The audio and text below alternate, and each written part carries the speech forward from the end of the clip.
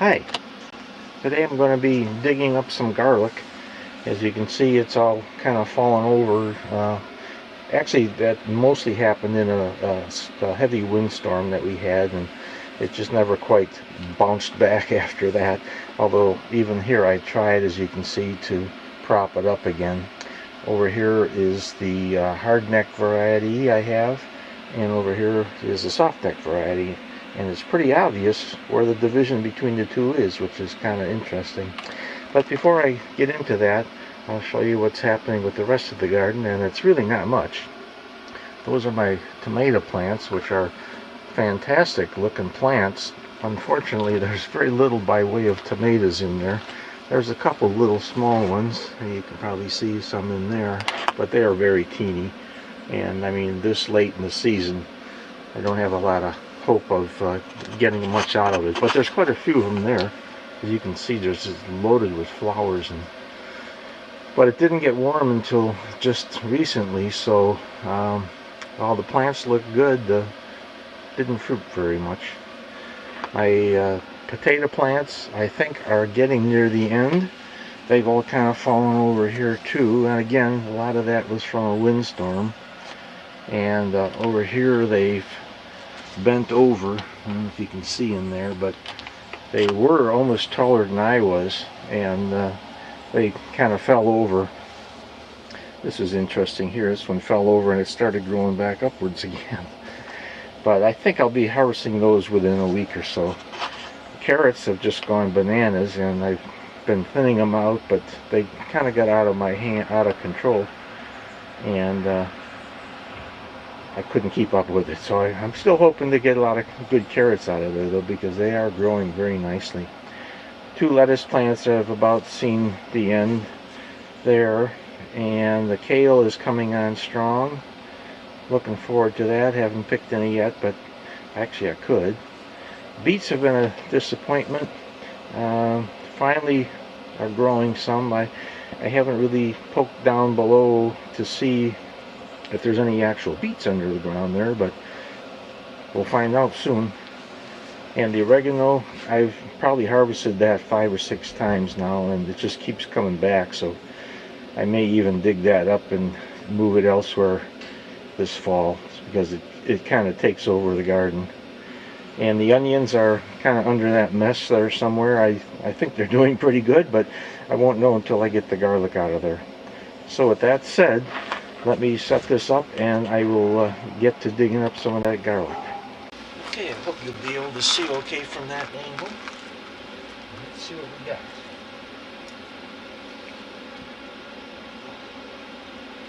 Okay, first one.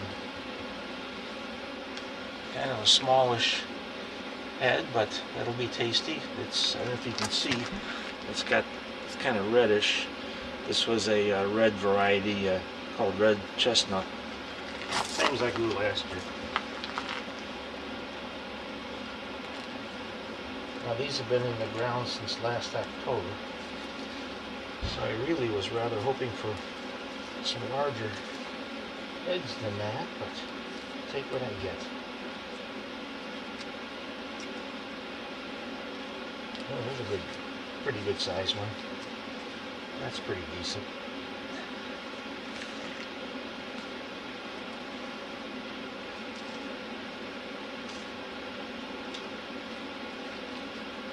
Oh, there's a double. That one grew together. And I got two out of one, but they're small.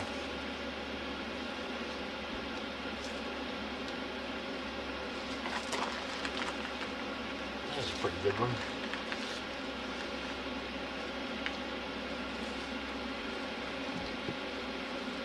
Yeah, they're all on the smallish side.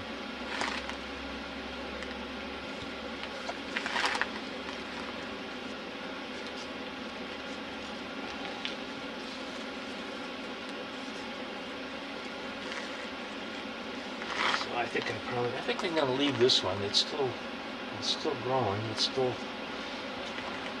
growing in this. So I'm gonna leave it. I'm gonna remove this.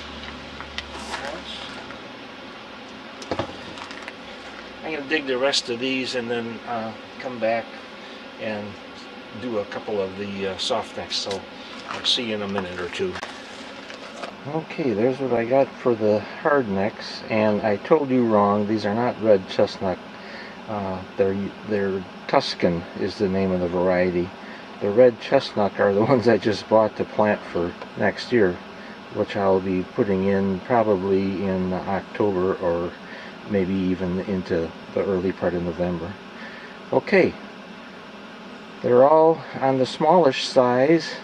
I think the one you're looking at there is about my biggest, but they'll be tasty. We'll eat them, I'm sure. And now let's move back and get some of the soft necks dug up and see what they look like. Okay, as I said, I'm going to leave that one for a little while, and then there's one, that volunteer one on the other side of the tomato plants is still going pretty good too, so I'll leave that. And these are a variety called Susanville, and they're the soft neck. The funny thing about these, I don't know if you can see it here. Wait till I dig that one up. Check out. Let me dig that one up now.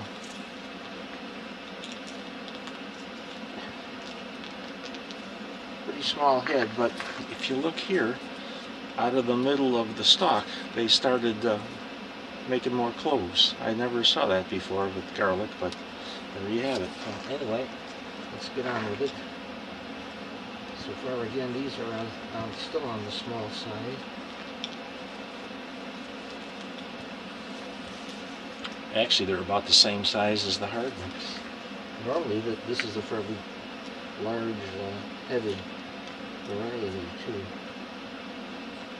I don't know, maybe I had something wrong in the soil, because the plants, the tops, as you call maybe from one of my earlier videos, were huge, and people mistook it for corn. But as you can see, well, that one's not too bad. The bulbs aren't that spectacular, so maybe I had a little too much of something and not enough of something else. This one here, they'd split off into, I think, 3 or 4, so I don't know. Nothing's coming up with that. There it is.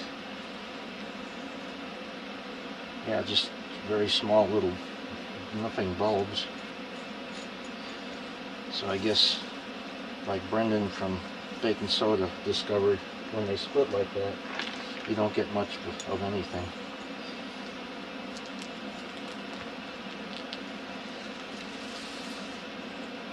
Okay, let me dig the rest of these and be right back. And there's my soft neck Susanville variety harvest.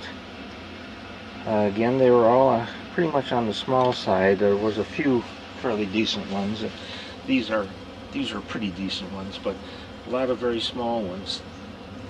And the same as the hard necks. So we'll try something a little different for next season when I plant those later this summer or this fall, and try if we can get bigger heads. Next thing I'm going to do is to tie them up and hang them to dry, and I'll show you quickly how I do that. Okay, I've gathered them up. Now what I do is I've made these strings, just a string with a loop in both ends, and then I'll take I don't know, half a dozen or so, 4, yeah, about half a dozen would be good, and put them together like that. And then I take the string right around here, put it through the loop, pull it tight, and then I can hang it up. I've got some nails in the rafters on this deck, and I will hang them up, and let me get a few of them done, and I'll show you what I do, how that looks. Now there we have them hanging up. These are the soft neck variety. I'll do the hard necks next, and as you can see, they're just hanging from the rafters here. They will hang here for several weeks actually before they dry up sufficiently, and at that point what I'll do is, oh, by the way, I do leave the dirt on. I shake off as much as I can, but as you can see, I leave the dirt on while they're drying, and when they do dry, I will take and brush the loose dirt off as best I can, and then cut the stalk off about an inch or so above the bulb, and trim the dried roots maybe within a ½ inch of the bottom of the bulb, and then put them in a storage bag and hang them up in the garage. And by doing that, they seem to last a pretty good long time. Okay, well, that's it for now. Thank you very much for watching, and I'll see you next time.